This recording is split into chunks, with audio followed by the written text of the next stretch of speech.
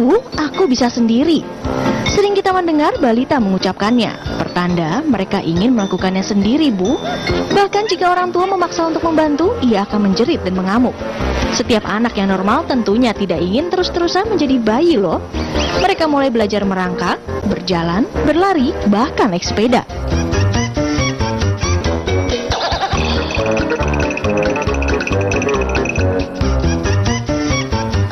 Main puzzle, nyusun balok, dia udah bisa sendiri sih. Terkadang kayak main kayak gini dia bisa sendiri. Soalnya kalau misalnya udah nyampe atas dia suka minta bantuan gitu. Sekarang berenang, bersepeda gitu, terus ya suka badminton juga. Olahraga, setelah itu beresin rumah.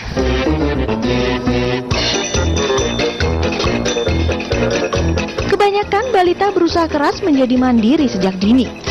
Anak usia 2-5 tahun sedang senang-senangnya melakukan kegiatannya sendiri, tanpa dibantu oleh ayah dan ibu mereka.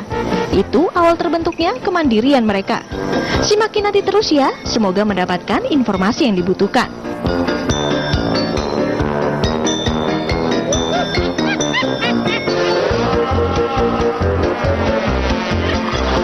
Dengan cara dibiarin aja dia sendiri, kita cuma dilihat dari jauh gitu.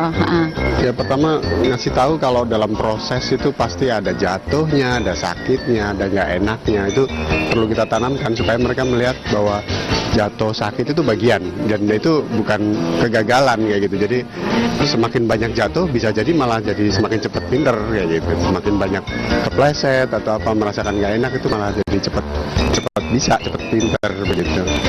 Misalnya dengan cara kalau habis pakai barang ya ditaruh lagi kayak gitu. Hal-hal kecil sih di rumah. Aduh, udah pagi-pagi gini mau datang tamu, seneng banget deh kalau pagi-pagi udah beli roti.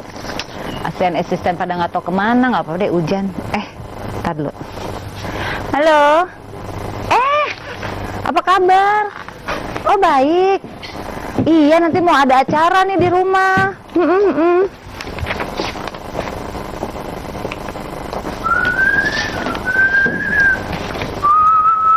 Ini Mbak Intan kemana ya?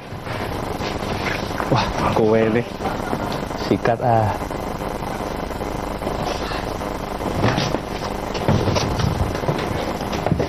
Mumpung ada Mbak Intan, nyapu sambil makan.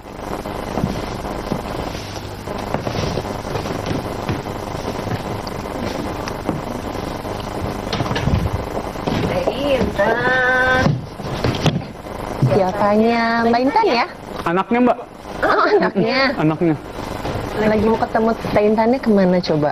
Ini Mbak, sayapnya kemana? Sayap apa sih? Biasa kan bidadari pakai sayap, Mbak sayapnya kemana? Bidadari, ya ampun. Kamu bisa aja sih. Mana ini coba Teh Intannya mau ketemu, mau ngobrol-ngobrol ini. Nggak tahu Mbak, tadi sih keluar habis terima telepon. Ya ampun, kemana ya Teh Intan Boleh ya? duduk duluan Mbak. Oh iya, duduk dulu aja Silakan ya. duduk Mbak. Makasih. Aku nyari Mbak Intan dulu ya. Iya dong, tolong dong cariin. Allah, tadu. Ini mulut kenapa nih penuh begini nih? Hah? Makan Mbak. Oh, itu buat tamu. Kan aku duluan aja makan Oh, duluan. kamu duluan. Enak. Enak. Emang dasarnya asisten kayak gini ya, mintanya emang enak. Tadinya mau pakai nasi. Makanan badung banget. Dia sini dia. Ini dia nih sepupu aku coba. Kalau dia kenalin Iya, Gian. Coba Mbak. kita berdiri di Mana antara dia? Gian sama Tinggi dia. banget Mbak. Ya. Kamu Lumayan nih ya. sebenarnya jadi sebenarnya kurang gizi nih Gian nih kayaknya ya. Apa yang harus aku lakukan biar gizi kamu penuh ya? Padahal udah doyan makan dia, udah doyan tuh. Diambil lagi tuh kan. Aku ngambil minum dulu ya Mbak. Kamu ambil minum sana. Aduh ya ampun, maaf ya, itu emang asisten satu gitu Iya, tuh dia tuh. suka gombal ya. Tapi kita tegur dulu pemirsa yuk. Ayo, Halo ayo. pemirsa, apa kabar? Senang sekali saya Intan Arita bisa hadir kembali menyapa Anda di program Kinanti Kisah Ibu dan Buah Hati. Nah kali ini yang jadi bintang tamunya masih saudara aku.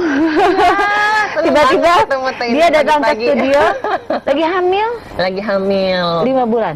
jalan 5 bulan sih. Hamilnya di mana ya pemirsa? Coba dilihat nih, ini beruntung sekali banyak kamu ya. banget nih naiknya. Naik berapa kilo? Sekarang udah hampir 10 kilo Teh. Jadi dokter udah kasih warning nih bulan depan nggak boleh lebih dari 2 kilo naiknya. Oh, menurut saya di warning ya, pokoknya nggak Udah. boleh lebih dari 2 kilo gitu. Kalau lebih lagi, kamu nggak boleh makan hamburger. Gimana? Kehamilan sekarang ada ini yang kedua kan? Ini yang kedua. Kehamilan sekarang sama kehamilan pertama atau beda? Yang ini sih waktu bulan-bulan awal lebih terasa mualnya, lebih Oke. terasa gitu kan. Terus tapi untungnya masih bisa makan, makanya naiknya lumayan banyak. Itu aja bedanya. Tapi kemarin udah di USG juga. Yang pertama kan perempuan, yang kedua kelihatan cowok gitu. Udah sepasang ya? sepasang. Tapi nggak berhenti di sini dong? Berguru sama Taintan yang udah berlanjut terus lah. Udah cukup. Terus gimana kakaknya? Mabel Mabel, ya? iya. Kamu usia berapa? Sekarang Mabel 5 tahun. Usia 2 bulan yang lima. lalu baru ulang tahun kelima. 2 bulan lalu tahun yang kelima. Melihat mamanya hamil lagi gimana? Dia senang banget, dia udah mulai dia excited gitu kan, udah mau punya adik gitu. Terus udah rencana-rencana katanya nanti kalau dedenya nangis, aku mau gendongin. Kalau ngompol Ciri-ciri aku kakak ya? Iya, dia udah karena Oke. mungkin jaraknya udah 5 tahun ya, jadi udah mulai ngerti. Iya. Gitu. Oke, dia nanti kita ngobrol-ngobrol lagi Iya. ya, dan dia juga akan ada seorang psikolog yang hadir di sini ya. Oke. Pemirsa, Anda jangan kemana-mana karena kami akan kembali lagi setelah yang satu ini, tetap di Kinanti, Kisah Ibu dan Buah Hati.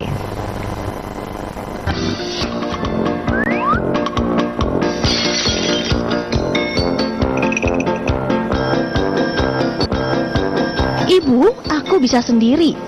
Sering kita mendengar balita mengucapkannya. Pertanda mereka ingin melakukannya sendiri, Bu. Bahkan jika orang tua memaksa untuk membantu, ia akan menjerit dan mengamuk. Setiap anak yang normal tentunya tidak ingin terus-terusan menjadi bayi loh. Mereka mulai belajar merangkak, berjalan, berlari, bahkan naik sepeda.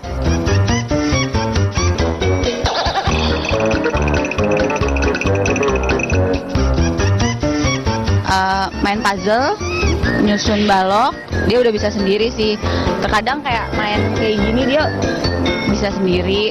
Kecuali kalau bisa udah nyampe atas dia suka minta bantuan gitu. Sekarang berenang, bersepeda gitu, terus ya suka badminton juga. Olahraga, setelah itu beresin rumah.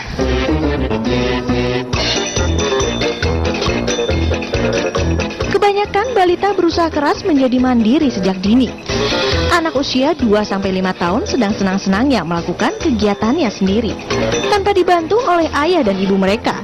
Itu awal terbentuknya kemandirian mereka. Simakin nanti terus ya, semoga mendapatkan informasi yang dibutuhkan.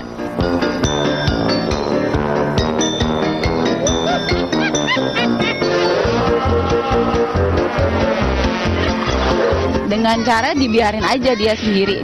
Kita cuma dilihat dari jauh gitu.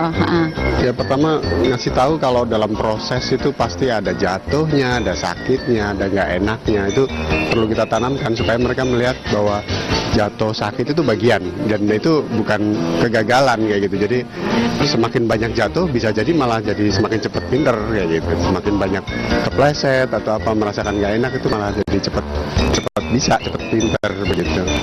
Misalnya dengan cara kalau habis pakai barang ya ditaruh lagi kayak gitu. Hal-hal kecil sih di rumah. Aduh, udah pagi-pagi gini, mau datang tamu. Seneng banget deh kalau pagi-pagi udah beli roti. Asisten pada nggak tahu kemana, nggak apa-apa deh hujan. Tar dulu. Halo. Apa kabar? Oh baik. Iya, nanti mau ada acara nih di rumah.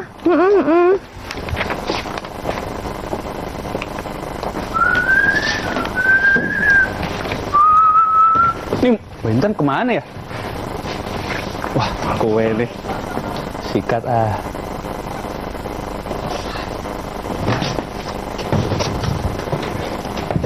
Mumpung ada Mbak Intan, ngapu sambil makan.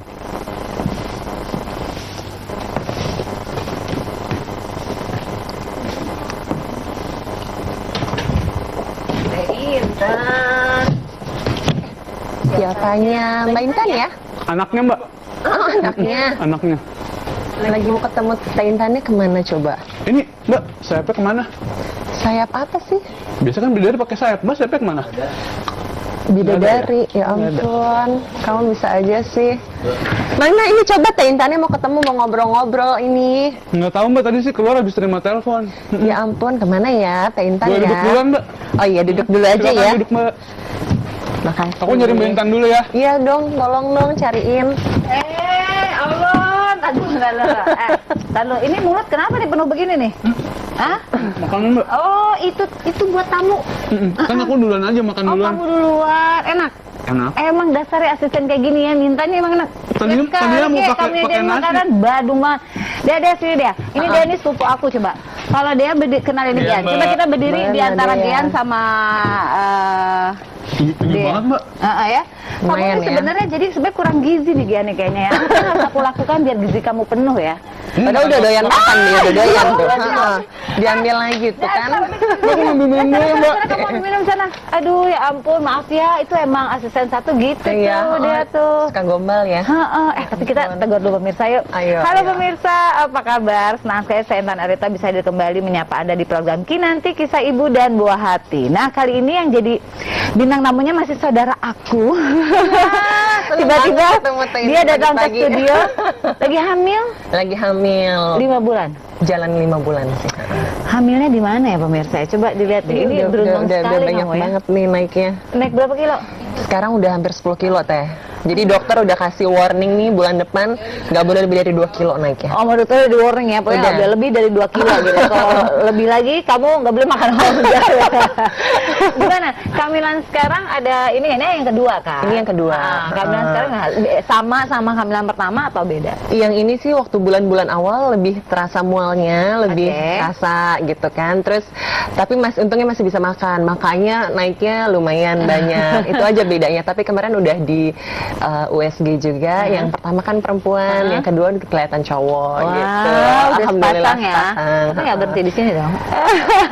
Berguru sama Teh Intan yang udah berlanjut terus lah. Ya udah cukup. Terus gimana kakaknya? Mabel. Mabel, ya? iya. Kamu usia berapa? Sekarang Mabel 5 tahun. Usia 2 bulan yang lalu baru ulang tahun kelima. 2 bulan lalu tahun yang kelima. Melihat mamanya hamil lagi gimana? Dia senang banget, dia udah mulai dia excited gitu kan, udah mau punya adik gitu. Terus udah rencana-rencana katanya nanti kalau dedenya nangis, aku mau gendongin. Kalau ngompol Ciri-ciri aku kakak ya? Iya, dia udah karena Oke. mungkin jaraknya udah 5 tahun ya, jadi udah mulai ngerti. Iya. Gitu. Oke, dia nanti kita ngobrol-ngobrol lagi Iya. ya, dan nanti juga akan ada seorang psikolog yang hadir di sini ya. Oke. Pemirsa, Anda jangan kemana-mana karena kami akan kembali lagi setelah yang satu ini tetap di Kinanti Kisah Ibu dan Buah Hati. Pemirsa, kita kembali lagi di Kinanti Kisah Ibu dan Buah Hati, dan bahasan kita pagi hari ini adalah balita mandiri. Nah, ini saatnya nih ayah bunda kita tuh harus mengajarkan anak-anak untuk mandiri, karena sebenarnya ini buat nanti kepentingan mereka di depannya lagi. Cuma kadang-kadang kita tidak tahu timing atau saat yang tepat seperti apa nih membuat balita kita mengerti akan mandiri ini sendiri. Baiknya ke Mbak Tri nih. Tadi kan ada usia yang tepat ya Mbak Tri ya. Kemudian kita lihat sesuai kebutuhannya ya. Selain itu apa lagi yang kita lihat? Ya lihat tahapan perkembangannya ya. Misalnya dia mulai bisa makan misalnya. Ketika usia berapa sih dia sudah bisa misalnya memegang sendok sendiri gitu.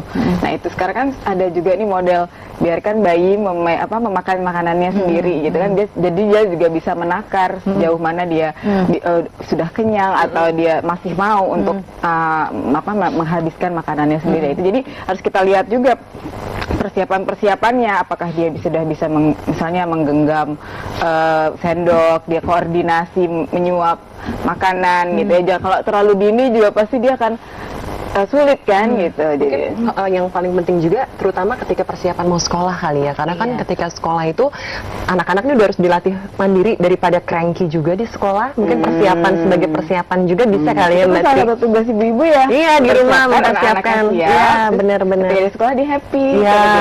udah bisa makan sendiri, udah bisa mengatasi rasa malunya misalnya kayak gitu. Ini dia ada pengalaman nggak? Soalnya kan dia ini nih pemirsa, dia salah satu finalis Asian Next Top Model Iya, ya. Tahun iya, berapa iya. tuh waktu itu?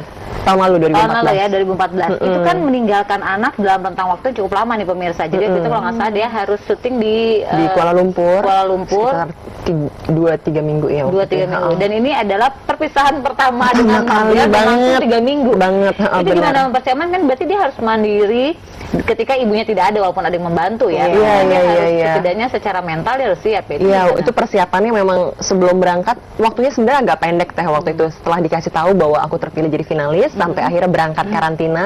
Itu persiapan untuk menyiapkan mental Mabel tuh sebentar, mungkin sekitar 2 mingguan gitu. Jadi selama 2 minggu itu aku benar-benar, pertama dia harus bisa tidur sendiri gitu ya. Walaupun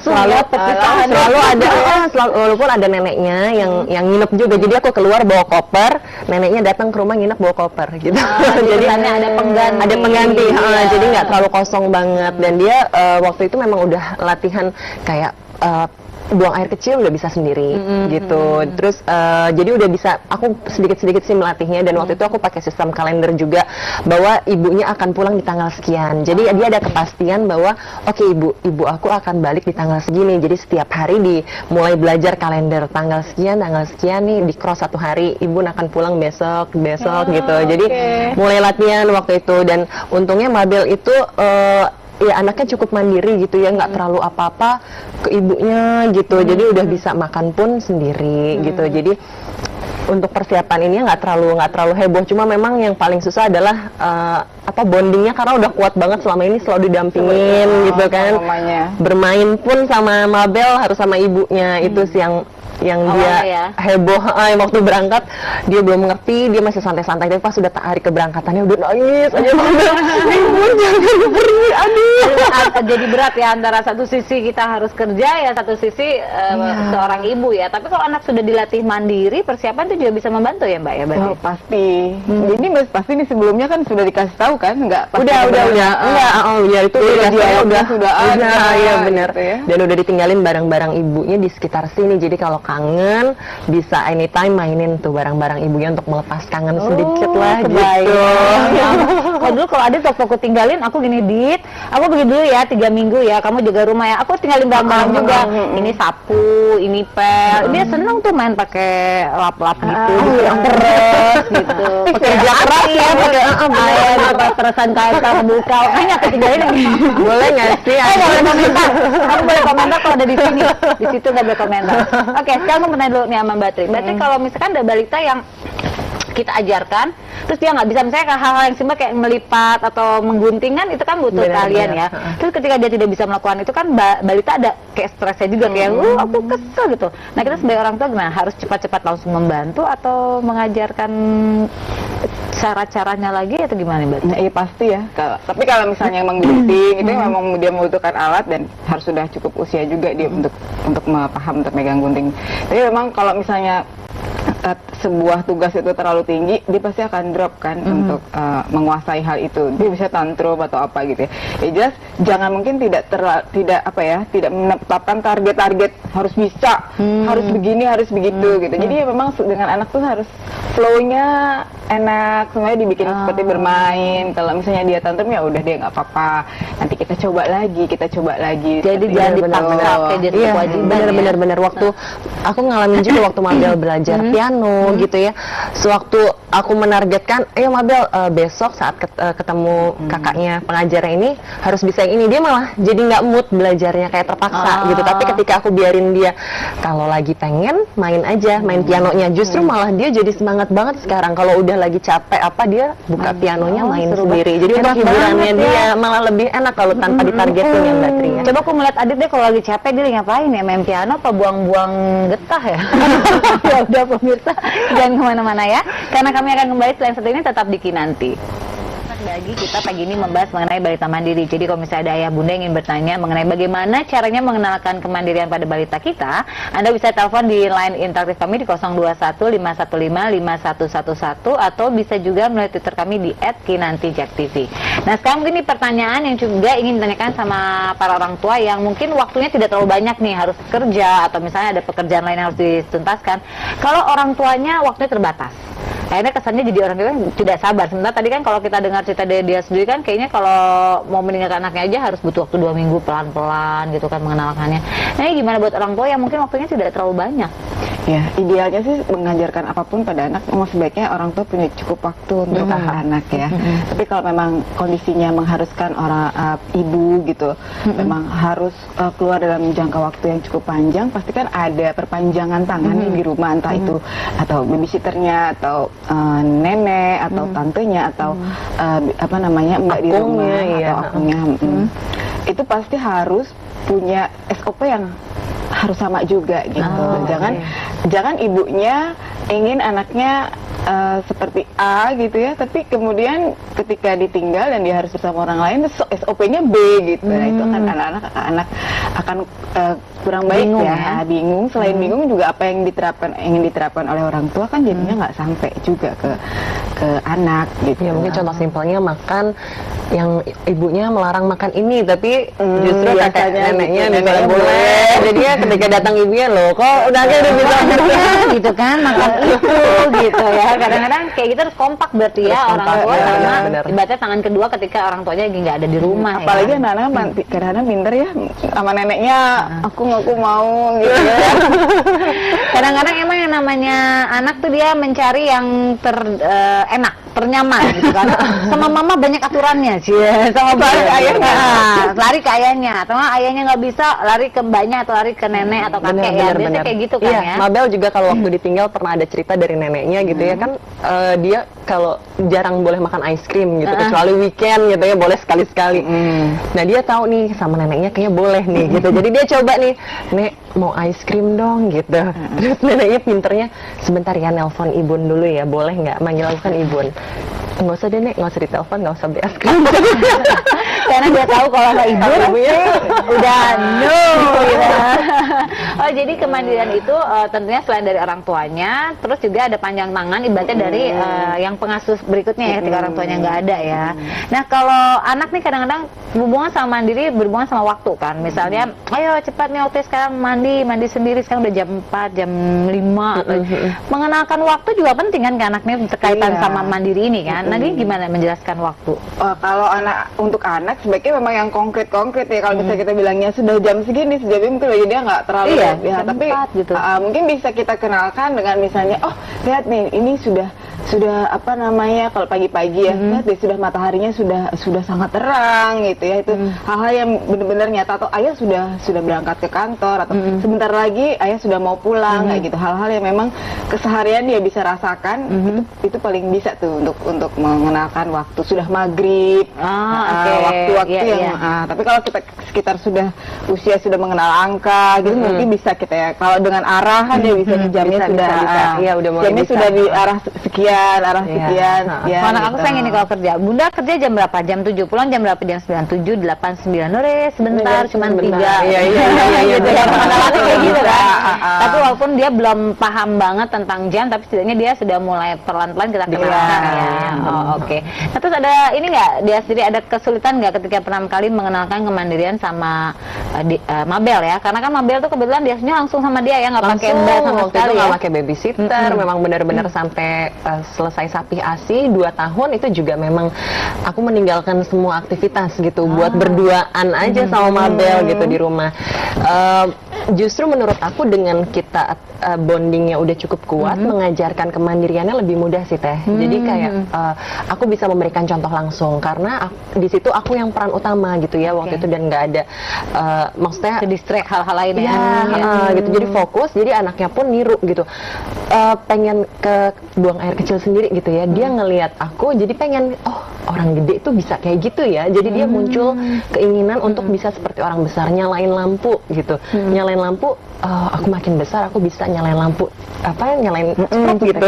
Ada kebanggaan gitu ketika dia bisa niru seperti ibunya bisa melakukan hal-hal ini gitu. Jadi nggak dilakukan secara terpaksa juga gitu. Dengan mandi sendiri nih, ibunya setiap sore setiap pagi mandi sendiri kayak gitu.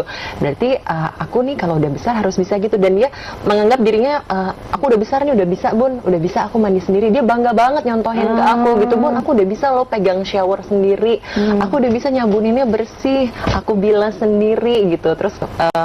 Aku udah bisa nuangin ini odol ke sikat gigi, terus sikat gigi sendiri gitu. Jadi dia pun bangga gitu, nggak dengan terpaksa. Kamu harus gini, nggak kita contohin aja gitu. Karena memang aku yang pemeran utama di rumah aku, jadi dengan mudah dia nyontohin ya. Nah ini enak buat dia yang langsung contohnya ibunya ya gitu ya. Kalau yang banyak role model gimana nih, kayak ada aturan dari mbaknya, dari neneknya gitu. Misalnya di rumah itu banyak yang memberikan aturannya. Ini gimana untuk kemandirian anaknya sekelak?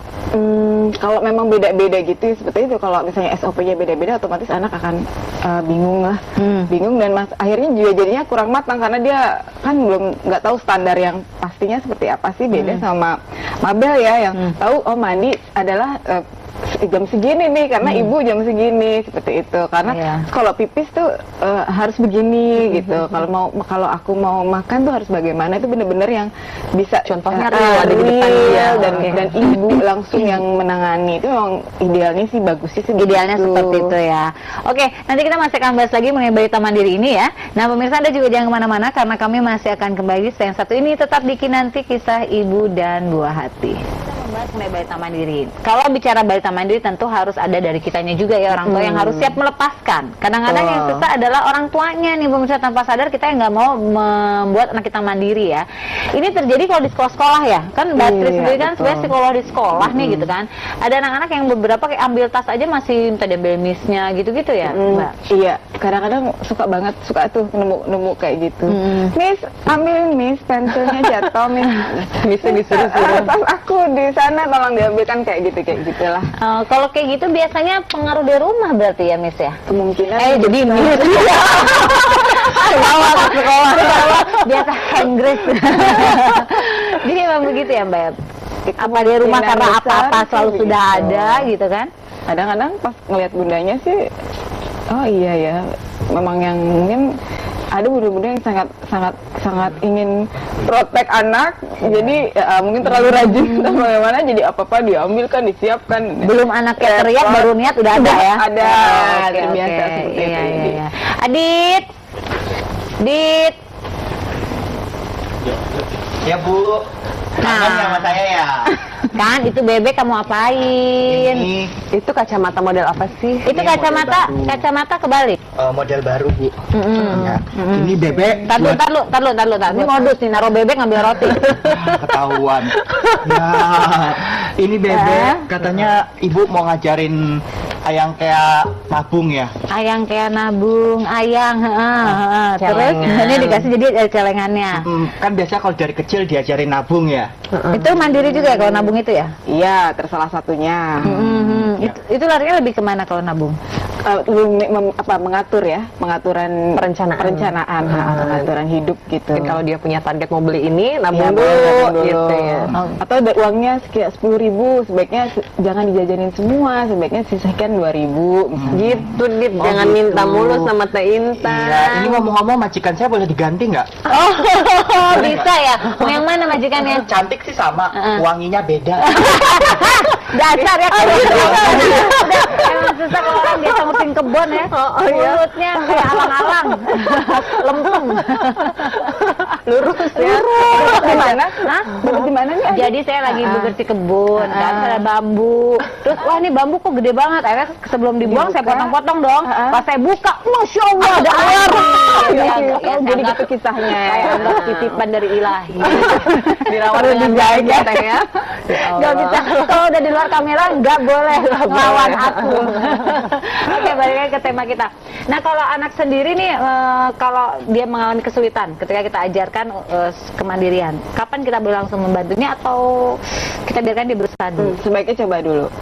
Karena biasanya bisa sih. Biasanya kitanya yang pinginnya pertama pingin simple, atau rasa percayanya juga kurang, atau aduh memang namanya juga sayang ya, rasa sayang berlebihan, kira rasanya pengen dibantu, langsung bantuin. Kadang-kadang anak kecil gitu ya, balita yang udah mulai bisa merayap, melanjat-manjat, selama itu tidak membahayakan dan kita ada di sampingnya, biarin aja dia manjat. Jangan kita tergoda untuk langsung kita naikin. Bener. nih selama tidak membahayakan kita biarkan saja karena itu misalnya dia manjat-manjat sofa, dia pengen naik ke sini misalnya ya, coba aja kita liatin ya, kita di sampingnya gitu selama dia tidak terguling apa. Mabel juga gitu sih. kalau saya sengaja kalau Adit lagi manjat-manjat saya gulingin. Bukan ditolongin. Jatuh guling. Iya, Mabel juga kalau lagi belajar Lego gitu, bikin suatu bentuk terus dia nggak bisa tuh, dia kadang suka gimana sih gitu, nggak suka ya anak kecil mungkin gitu ya, kalau kita bisa menahan rasa stres kita gitu, tapi kalau anak kecil aduh gimana sih kok nggak jadi bun gitu, tapi akhirnya aku bilang kalau nangis akan selesai nggak Legonya gitu kan, kok nggak selesai juga kan Mabel, coba aja berusaha, ini kan cuma main-main aja gitu, kalau nggak main, kalau kalau Mabel nggak mau mainin Legonya nggak apa-apa, ibu nggak maksa main Lego, akhirnya dia ya udah gitu, dia berusaha sendiri Akhirnya bisa. bisa. Dan kalau berasa itu bisa dan berhasil kan ada perasaan bahagia. Itu kan kita support apa ya, rasanya seneng kan gitu setelah berusaha sekian. Nah, itu yang harus kita kasih reward. Ini kalau misalnya anak-anak ini kan sekarang usia 5 tahun ini, anak kita kan udah mulai mau naik sepeda ya, belajar sepeda. Itu dia tuh, mana belum bisa tuh, roda 2 belum. Tenang, ada Adit nanti sudah megangin aja terus gini dia. Boleh ya Adit, latih Mabel ya.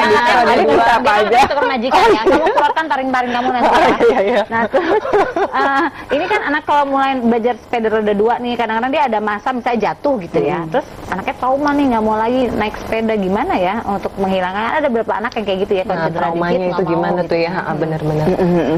Pasti ada ya gitu-gitu tuh yang namanya jatuh atau kepentok atau sepedanya bagaimana.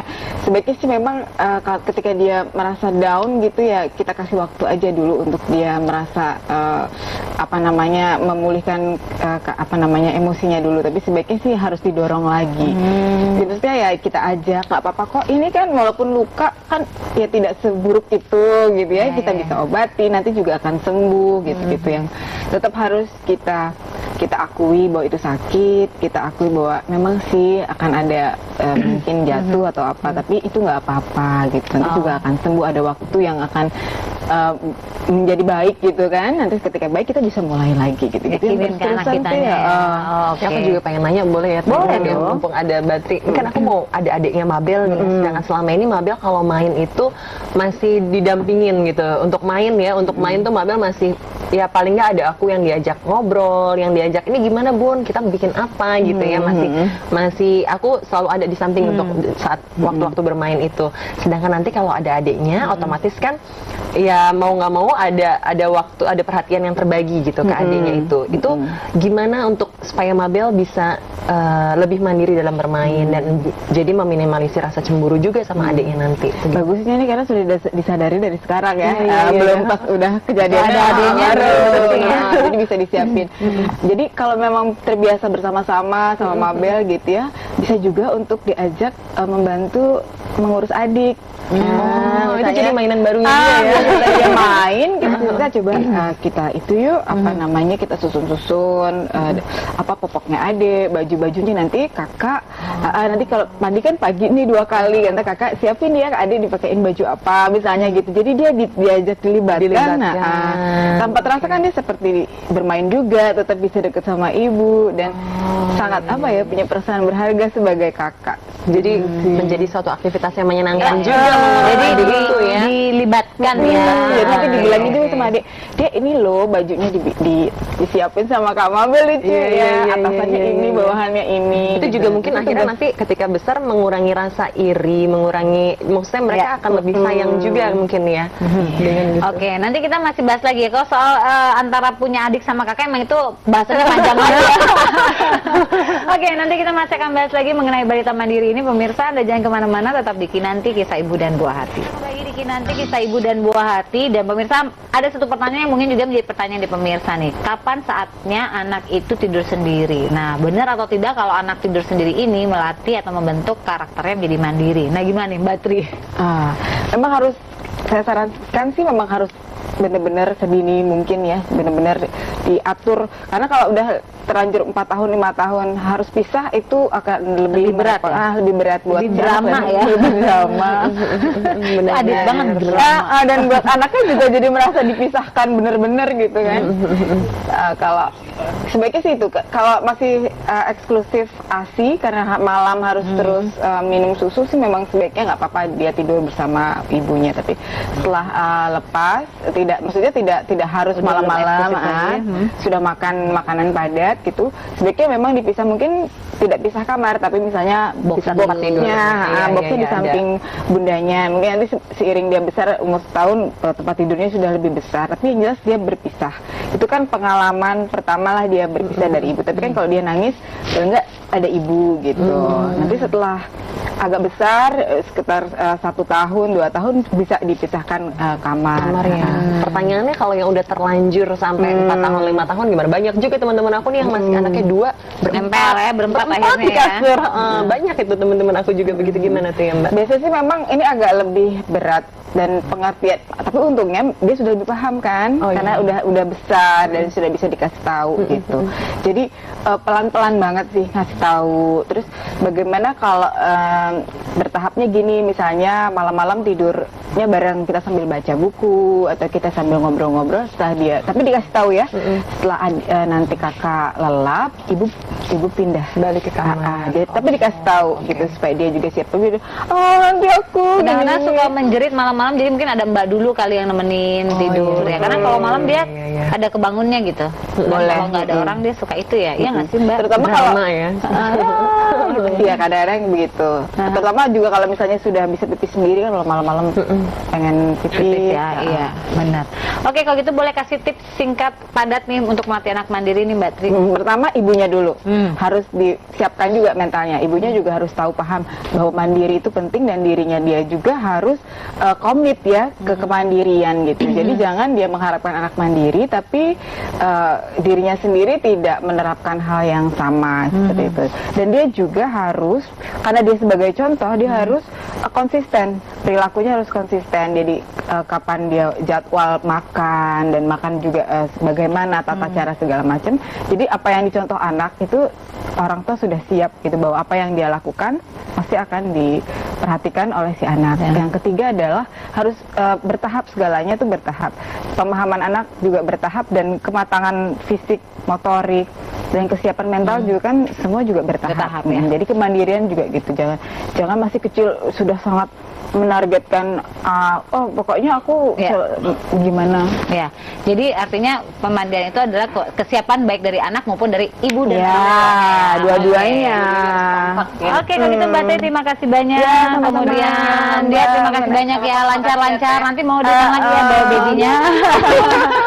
Oke, pemirsa, sudah 1 jam kami menemani Anda dan tidak terasa ini waktu kita untuk pamitan, dan jangan lupa besok kami akan kembali lagi. Ingat ya, sekarang live-nya dari jam 7 pagi sampai dengan jam 8. Dan tema besok adalah mengatur uang belanja. Jangan lupa juga untuk membaca Parents Indonesia, karena di situ banyak sekali informasi menarik tentang tumbuh kembang anak. Sampai jumpa dan selamat pagi. Bye-bye.